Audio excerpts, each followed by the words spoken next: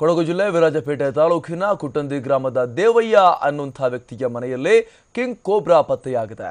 ನಿನ್ನೆ ರಾತ್ರಿ 7:30ಕ್ಕೆ ಹಾವು ಕಾಣಿಸಿಕೊಂಡಿತ್ತು. ತಕ್ಷಣ ಉರಗ ತಜ್ಞ ಶರತ್ಗೆ ಮನೆಯವರು ಈ ಬಗ್ಗೆ ಮಾಹಿತಿಯನ್ನು ಕೊಟ್ಟಿದ್ದಾರೆ. ತಕ್ಷಣ ಸ್ಥಳಕ್ಕೆ ಬಂದಂತಹ ಶರತ್ ನಿನ್ನೆ ರಾತ್ರಿಯೇ ಭಾರಿ ಗಾತ್ರದ ಕಿಂಗ್ ಕೋಬ್ರಾವನ್ನ ಸೆರೆ ಹಿಡಿದಿದ್ದಾರೆ.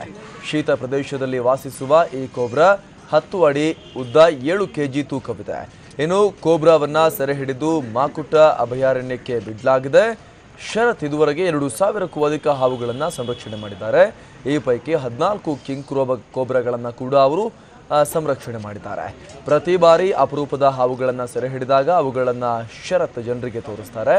ಮಾತ್ರವಲ್ಲ, ವಿಶೇಷತೆ ಬಗ್ಗೆ ಮಾಹಿತಿಯನ್ನು ಕೂಡ ಕೊಟ್ಟು ಹಾವುಗಳ ರಕ್ಷಣೆ ಬಗ್ಗೆ ಶರತ್ ಜಾಗೃತಿಯನ್ನು ಕೂಡ ಮೂಡಿಸ್ತಾರೆ.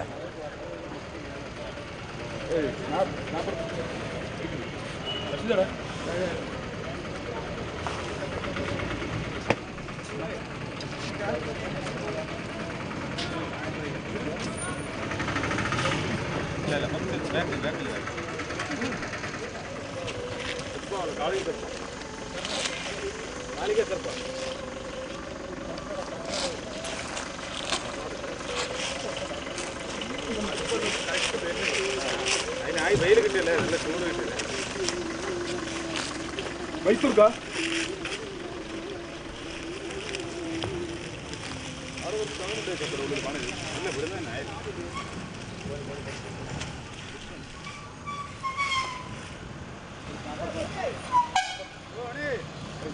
ಈಗ ಸ್ವತಃ ಹಾವನ್ನು ಹಿಡಿದಿರುವಂತಹ ಸತೀಶ್ ಅವರೇ ಸಂಪರ್ಕದಲ್ಲಿದ್ದಾರೆ.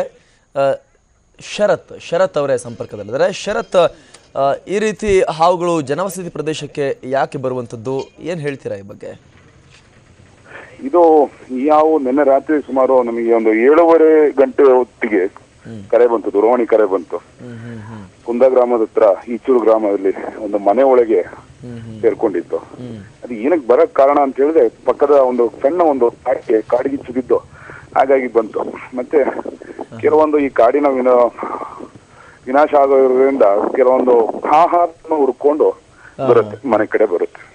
ಓಕೆ, ಅಂದ್ರೆ ನಿಮಗೇನು ಭಯ ಆಗಲ್ಲ ಹಾವು ಹಿಡಿಬೇಕಾದ್ರೆ? ಭಯ ಅಂತ ಗಾತ್ರ ನೋಡಿದ್ರೆ ಗಾಬರಿ ಆಗತ್ತೆ? ಇಲ್ಲ ಸರ್, ಈಗ ಇದು 14ನೇ ಹಾವು. ಅದ್ರ ಭಯ ಇರತ್ತೆ ಸರ್, ಯಾವ್ದೇ ಕೆಲಸ ಮಾಡ್ಬೇಕಾದ್ರೂ ಭಯ ಭಕ್ತಿಯಿಂದ ಮಾಡಿದ್ರೇನೆ ಅದು ಸಕ್ಸಸ್ ಆಗೋದು.